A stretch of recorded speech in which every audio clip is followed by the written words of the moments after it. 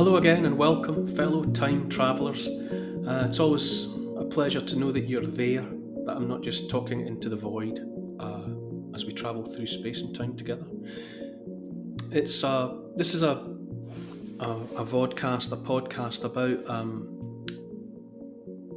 my lifelong reliance on history, really. History makes sense to me in a way that other subjects don't. History's from an old word, a Greek word meaning inquiry, which is good. Obviously, more recently, it means to us the story of the past. And so often I find the present doesn't make sense to me, or I'm alarmed by what seems to be happening around me day to day. So I've long had a practice of looking back and seeing if something similar has happened before, and being comforted by the fact that our species survived it, whatever it was, and informed by watching how that event unfolded and played out for them. So that's the inspiration for all of this. Thank you yet again to everyone who's signed up to my Patreon site. If you don't know about Patreon, it's a subscription site. So you pay some money and you get access. You get behind the velvet rope. And Paul and I do exclusive content here, a weekly vodcast that I film at home in Stirling. Paul fixes it and makes it better down in London. We do competitions, and more recently we've been inviting members to suggest topics for special editions, and we'll be getting to that presently. If you want to join, go to patreon.com, look for me by name, Neil Oliver, and follow the yellow brick road. Okay, now it's time to strap yourselves into the time machine as we set off for the next stop on my love letter to the British Isles. Cue the music.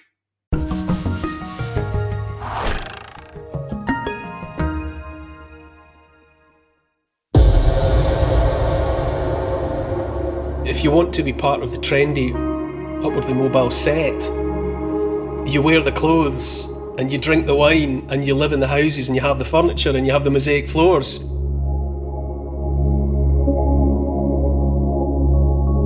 In this podcast, we're travelling to a building that reveals nothing less than the arrival of Christianity into the British Isles. Built and expanded over nearly 4 centuries. Colossal in size by anyone's standard and luxurious in decoration. Wonderful paintings, mosaics, and layers of religion. A cult room dedicated to the worship of hallowed spirits. Native British gods, water nymphs, Zeus and Pegasus, secret symbols heralding the rise of a new cult, stretching right across the Roman Empire. I'm stepping out across Britain to discover 100 remarkable places that have shaped you, me, and the whole world. I'm Neil Oliver, and this is my love letter to the British Isles.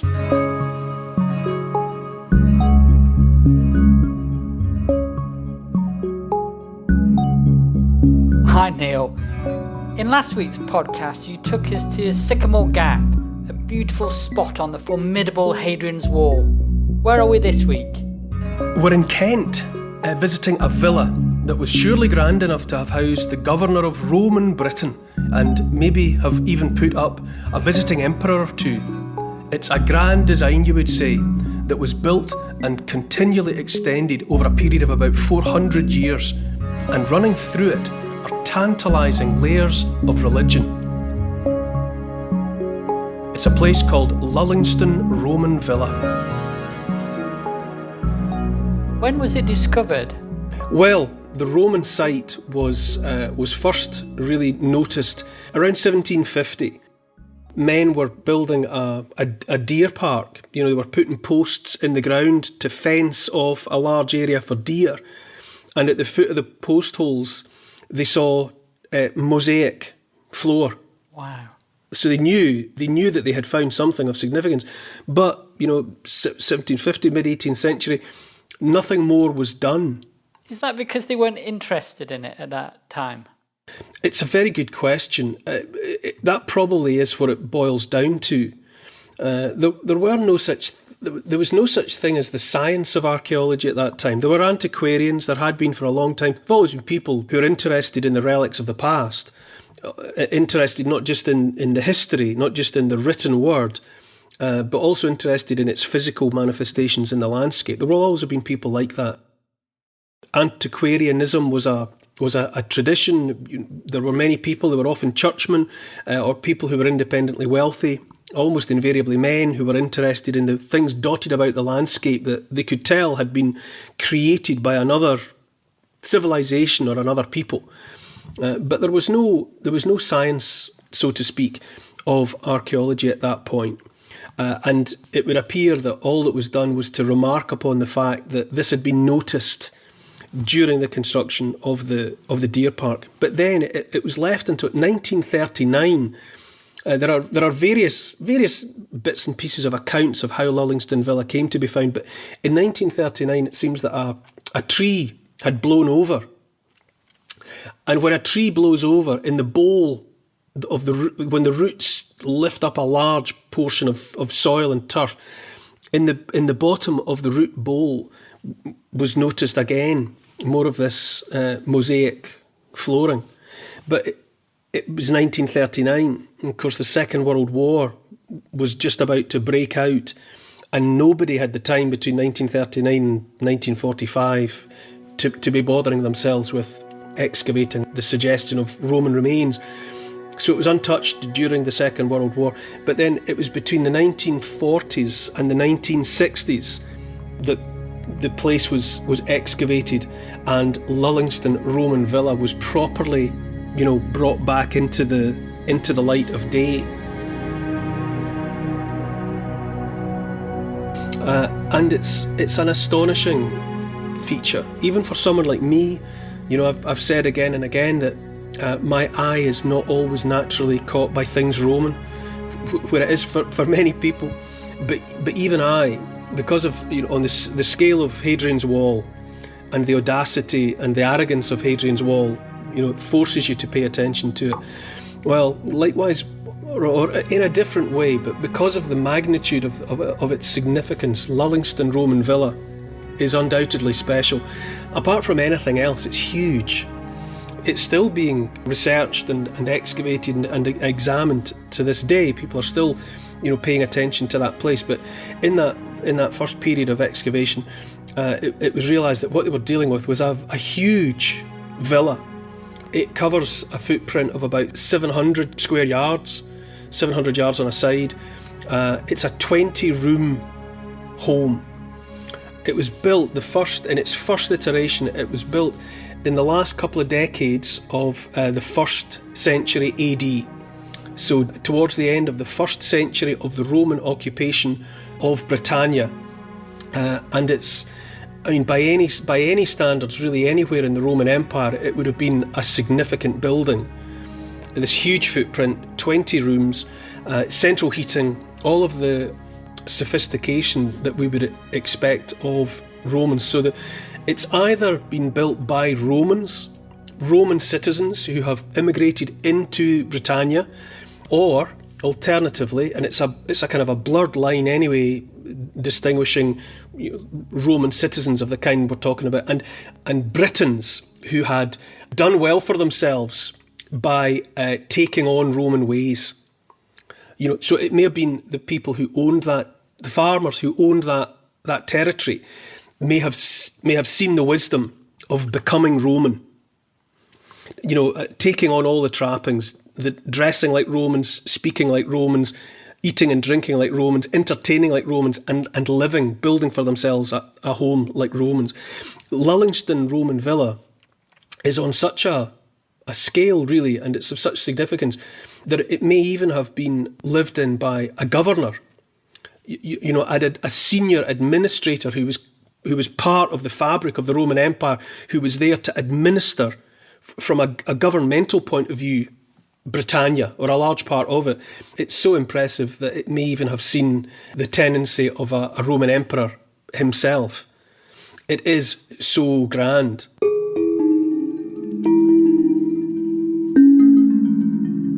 It was lived in, having been established in the final 2 decades probably of the 1st century AD, the family, and let's imagine that it was the same family, passing it down through the generations, and the family lived in this place and modified it and added to it for hundreds of years. Okay, so it's just this significant presence in that part of the southeast of England, which is obviously, it's that part of Britannia which was closest to mainland Europe, and so it was always going to be accessible with people arriving from the continent, other Romans coming in. It's in the ideal place to be attractive to those who are coming and going into Britannia. What's really put Lullingstone Villa on the map is that it is, as far as archaeologists have been able to determine so far, it shows the earliest Christian worship in the whole of the British Isles. Now, there may be, in the future, other discoveries may come to light, but at the moment, the family of Lullingstone Roman Villa were the first people that we've found so far who were practising a form of Christianity. And for anyone living in Western Europe, for anyone living in the British Isles, there has been no more significant defining and shaping force than the Christian religion. Everything about it, obviously the faith, for the believers, for the devout, for those who believe in Christianity and everything that Christianity means, but also the civilization and the society and the way of life that Christianity has afforded. Whether you consider yourself to be a Christian or not, you and I live in a part of the world that has been shaped more than by anything else by the Christian tradition, or the Judeo-Christian tradition. There's just no getting away from that. Christianity has been the defining force for the longest time. And to find in Lullingstone Villa its first fingerprints, if you like, automatically makes it significant. Now, what's important, though, is that because of how long people lived in Lullingstone Villa, we see Christianity arrive almost by a process of it. Well, it's not quite osmosis, is it? But it's spreading.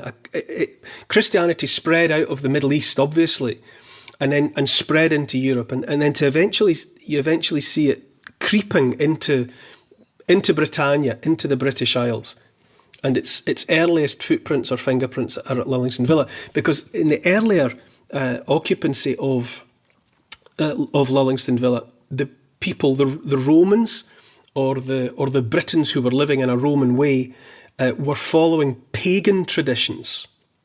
Okay, so in a deep cellar room, like in a basement level of Lullingstone Villa, there was a well, a supply of fresh water that would have been the principal source of fresh water for the house, maybe. I mean, there's a river nearby, outside, but this would have been inside the house.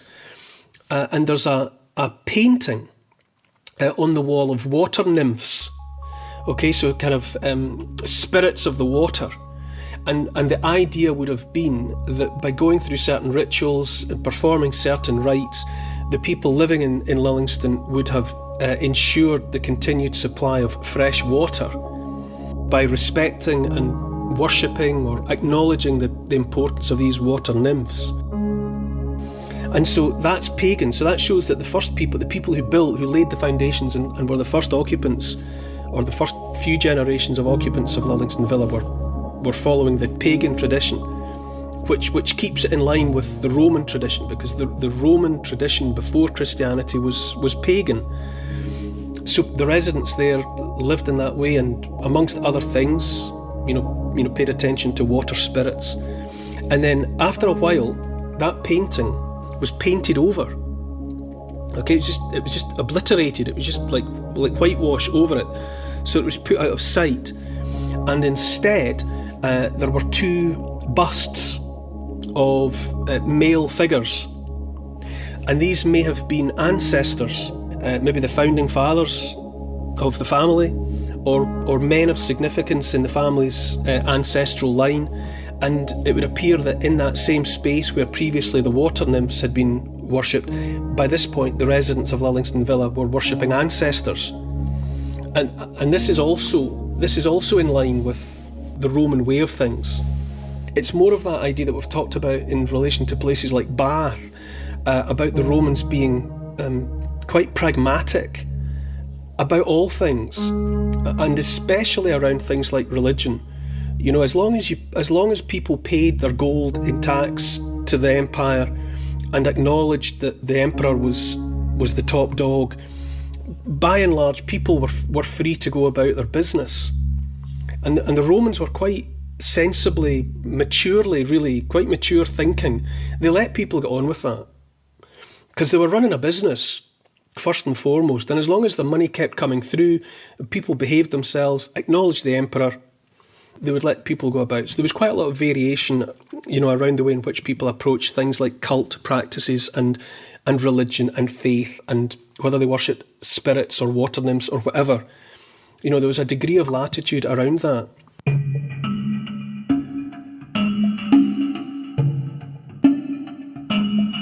So in the early centuries of the Roman occupation, the pagan tradition was firmly embedded in the British Isles.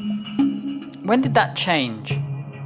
In 313 AD, the Roman Emperor Constantine ended what had been the practice of persecuting Christianity, not least because central to the Christian faith was that there was only one God, and that he was above everything, including above the Roman Emperor.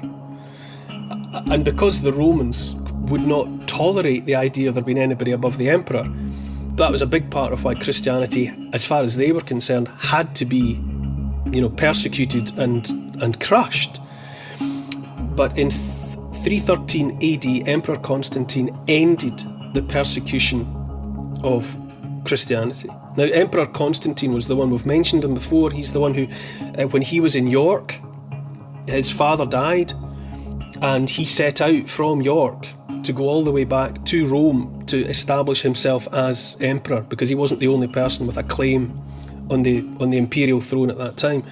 So he was already one of those people who had been affected by, and whose destiny was shaped, if you like, by having been in the British Isles. You know, he was a kind of an export back into the European continent of a Roman who had been affected by his time here. So it's him that puts an end to the persecution of Christians and Christianity.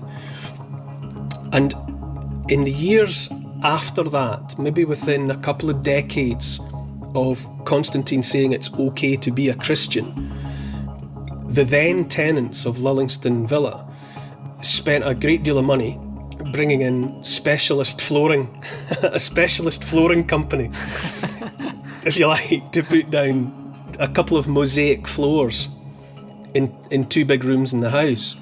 And it's these floors that give these clues to the fact that these people are now, Christianity is in their life, because within the iconography, within the design of those mosaic floors are hints and touches that can be interpreted as Christian. On the face of it, the images in the mosaic floors take their inspiration from like classical Greece and from Roman mythology. You know, what you've got in one of them is the god Zeus in the form of a bull, a white bull, carrying off the beautiful maiden Europa. Now, this is part of the whole. You know, this is a big moment in the story of Zeus and in that mythology. And then there's another of the mosaic floors shows Bellerophon, who's a character a bit like he's older. He's from the older tradition than say Hercules, but a similar kind of hyper alpha heroic character. Okay, he was a slayer of demons. He was up there with the likes of Perseus. And one of the things that Bellerophon is most famous for is slaying the chimera.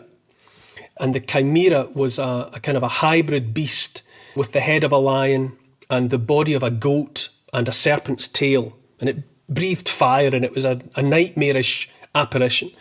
But Bellerophon, in the image on the mosaic floor, is riding Pegasus, the winged horse, and tackling the chimera. So it's another image that on the face of it is straight out of the playbook of Greek and Roman mythology and their pantheon of gods.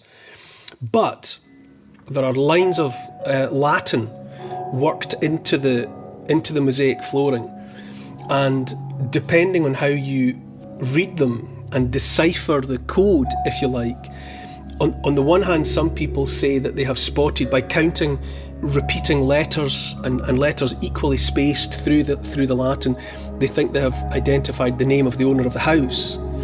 But much more interestingly is that if you start on the second line of the Latin across this mosaic floor and count every 8th letter, you get the letters of the word Jesus. It's all a bit smoke and mirrors, but it's possible to see, Jesus spelt out in this mosaic floor. But given that Christians weren't being persecuted anymore, why would the villa's inhabitants have hidden the meaning? It's only maybe 10, 20 years since Christianity has ceased to be persecuted, and they might have been a bit nervous. So the family might have been hedging their bets. Okay, let's when most of our guests come in, they'll just see things like Bellerophon and Europa and Zeus. But if we trust the people coming in, we might let them see that we're also dabbling in a bit of Christianity as well. But with Christianity having been something that was persecuted for so long, even though it had been okayed by one emperor, that didn't mean that another emperor coming in, might not start to persecute Christians again. So they'd been a bit, not going all out and saying that they were Christians. But elsewhere in Lullingstone Villa, there's a room towards the northwest of the villa complex, and it has been identified, or it's been interpreted as what's called a house church. And on the floor of this room were found fragments, thousands of fragments of what had been paintings on plaster mounted on the walls.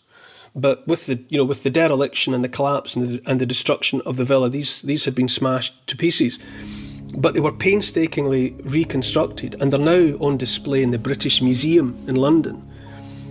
And so these would have been 2 paintings on the walls of this, what they call a house church. One of them depicts 6 figures in various attitudes of prayer, holding their arms out to the sides with their fingers positioned in certain ways, which are unmistakably the posture of early Christians. Before Christians started bringing their hands together in what we think of as the attitude of prayer, Christians took up other positions while they were standing in prayer. And so there are depictions of 6 figures in different attitudes of early Christian prayer. And then the other image, the other painting on the wall, is what's called a Cairo, which is it's 2 letters of the Greek alphabet brought together in a kind of monogram. And what it looks like to you and me is a capital X, and then sitting on top of and part of the X is what looks to us like the letter P. But it's 2 Greek letters, Chi and Rho, CH and R, which are the first letters of Christ. And in the early years of Christianity within the Roman Empire, the Chi Rho was a kind of a secret sign that Christians would have about themselves, or that they would use to identify one another. It was a secret mark, the Chi Rho. So in this room, in this house church in Lullingstone Villa, you've got the Chi Rho, which is a symbol of Christ, and these 6 figures in an attitude of prayer. And there's no other way reasonably to interpret it than to say that this was a place where the residents, the tenants of this house, were going into this room and practicing their Christian faith. The only house church of this kind that's contemporary is in Syria, in the Middle East, in the Holy Land. Before you get to another house church that's of the same sort and that's as early. So the Lullingstone Roman villa, with its house church in this early part of the 4th century, is a very, very significant find.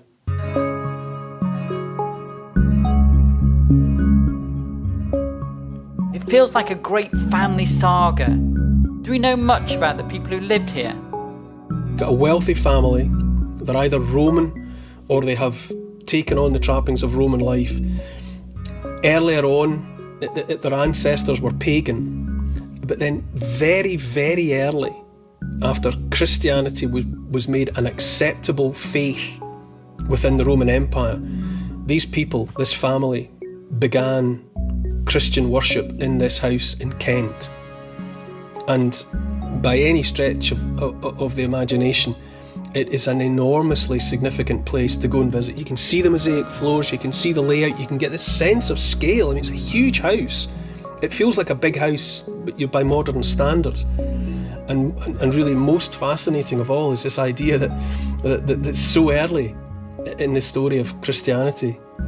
There was a Roman family in Kent, and they were there. They possibly kept the pagan thing going just to be safe. But in another part of the house, a private part of the house, they were embracing the Christianity that ever after, from that time on, was to have such significance in shaping, what we consider to be the society and the civilization of Western Europe.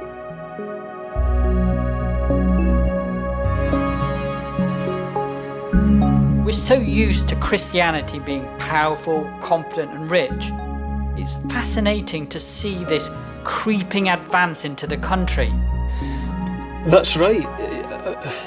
You take a faith like Christianity for granted. It's 2,000 years old. So obviously it's under pressure in parts of the world now. It's under assault and under attack in certain parts of the world. But it has been a monolithic, fixed presence in a large part of the world for such a long time. But it's so intriguing and touching to go back, to rewind to the point where it was still an eccentricity, really. It was a newfangled thing. Yeah. It was a fledgling cult for people in the 300s and the 400s AD in the British Isles. They knew that Christianity had been punishable by death. It was a persecuted, eccentric cult, and had been for all of that time.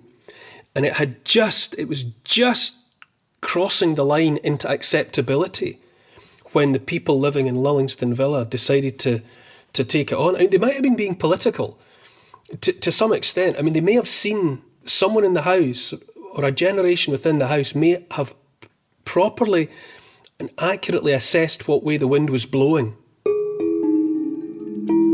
Emperor Constantine stopped the persecution of Christians and converted to Christianity. But the extent to which he was in his heart a Christian is debated by archaeologists and historians to this day. He was a political animal as well. And likewise, the people in Lullingstone who were operating within a few decades of his decision to stop the persecution of Christianity may have been being political also. Hence the fact that those pagan traditions are still there in the house. And it may have been the case that it might have been quite a big family, quite an extended family within Lullingstone. And maybe the younger generation, or a few of them, had decided that Christianity was the way to go. And maybe their parents and grandparents decided, no, we'll keep to the old ways. So that both traditions, maybe for quite a long time, were running parallel within Lullingstone until eventually, time would tell. The Roman occupation of the British Isles of Britannia would come to an end anyway in the 5th century. But by that time, the roots of Christianity were embedded, not just in Kent, but elsewhere within Britain. and in no significant way really would it ever be undone. Christianity would go through highs and lows, but it was never removed again. So that generation that saw the way the wind was blowing and adopted Christianity, they were they were probably right.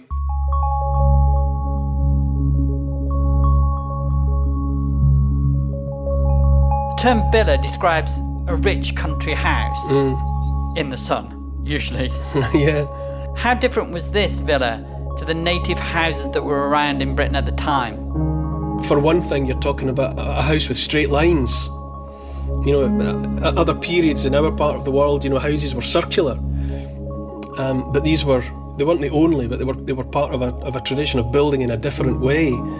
And the Romans brought with them their architectural tastes and styles. And, they imposed. They imposed in the same way that in centuries to come, with the Norman conquest after the Battle of Hastings, the Normans started implanting their Motte and Bailey castles all over the place as a visual statement that they had arrived. And places like the Tower of London are built eventually as an absolute statement of possession and presence, and we are the top dogs. And the architectural style of the Roman villa was part of that. Again, I've used the analogy before of the sort of IKEA model, but if you want to be part of the trendy, upwardly mobile set, you wear the clothes and you drink the wine and you live in the houses and you have the furniture and you have the mosaic floors, because you want everyone to know that you are part of that emergent middle class who are running the country.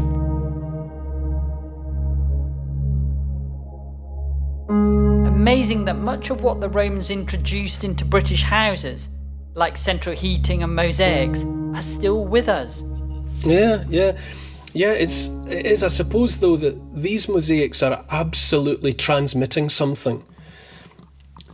They're absolutely they're a statement of who you are, what you believe, and you're aligning yourself with the classical world. The Romans were the inheritors of classical Greece, or everyone inherited classical Greece, but the Romans kind of took it to heart more than anybody else. And for us, having a mosaic appearance about a floor is just a style, just a fashion statement. But the iconography that's in play, for example, in the Lullingstone villa, it's saying something.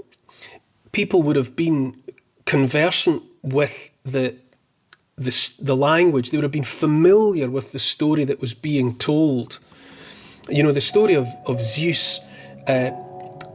She's either seduced by Zeus or she's raped by Zeus. The story had been that Europa was very, very beautiful, and she was looking after, with other maidens, she was looking after a herd of cattle, and Zeus, the god, saw her, thought she was amazing, and disguised himself in the form of a white bull so that he could mingle with the herd. And then, according to the legend, eventually Europa became so enamoured of the bull that she jumped on its back.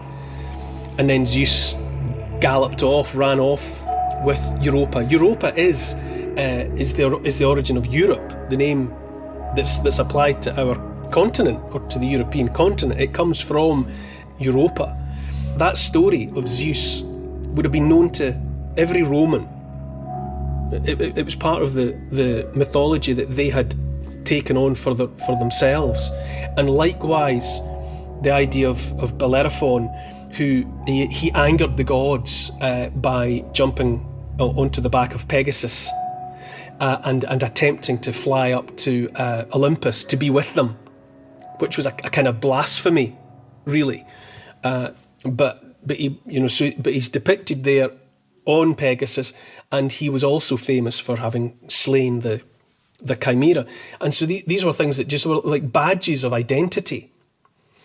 So for people seeing the Roman villa and then walking inside and being confronted with these images on the floor, told everyone who these people were. But there's this subtle sleight of hand going on. You know how sometimes on the back of a car, on the registration plate, you see the fish symbol. Yeah. And that's another ancient symbol of early Christianity. And so people still use that symbol today. Some devout Christians will still use that as a badge to declare who they are, and will stick it on the bumper of their cars. And so similarly, the way in which the family had commissioned the mosaic to be laid, they had seemingly insisted that this recurring pattern be put in the Latin phrasing within the mosaic, so that you could count every eighth letter and get Jesus from it. And then again, the Cairo, if you were close enough to the family that they would take you into their house church and let you worship there with them, then you'd be seeing the Cairo symbol, which is Christ, which is the name Christ, the anointed one, and then you're seeing these 6 figures in instantly, if you're Christian, instantly recognisable attitudes of prayer, because Christians standing and praying together would have adopted these positions. So, they're very out there declarations of identity and faith. But regardless of whether you're religious or not, the villa tells a moving story about struggle, doesn't it? Oh, it's just, I find that I'm touched by it. Yes, this house was sacred and had a holy place within it for those people in that very earliest point when Christianity was just arriving like wind-blown seeds in the British Isles. It was just settling down and beginning to take root. But for those people, those early Roman Christians, it was something that was very vulnerable. It could easily have been washed away, blown out, extinguished, but it wasn't. After arriving there in the early part of the 4th century, well, it's still here. It's still here after all those centuries.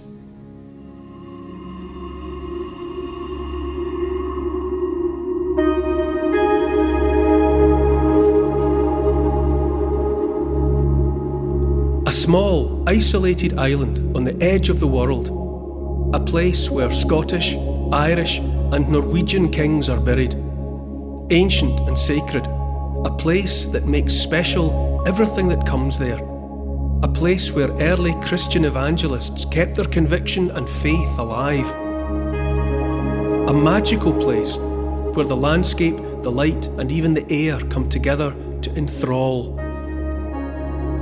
It's my favourite place. Next time, in my love letter to the British Isles.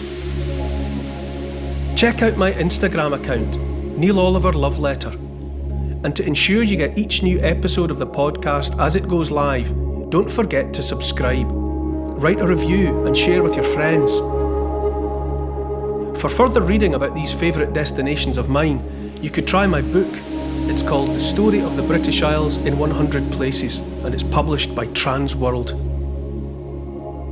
Neil Oliver's Love Letter to the British Isles is produced by Paul Ratcliffe and Neil Oliver for Fat Belly Films. Music is by Malcolm Goldie. The social media producer is Oscar, CFR. Additional research is by Evie, Lucian, Archie and Teddy. The finance is by Catherine and Trudy. Post-production is by Althorpe Studios, and the graphics are by Paul Plowman. And special thanks to the people across history who have made and continue to make these isles such an incredible place. This has been an FBF Podcasts production.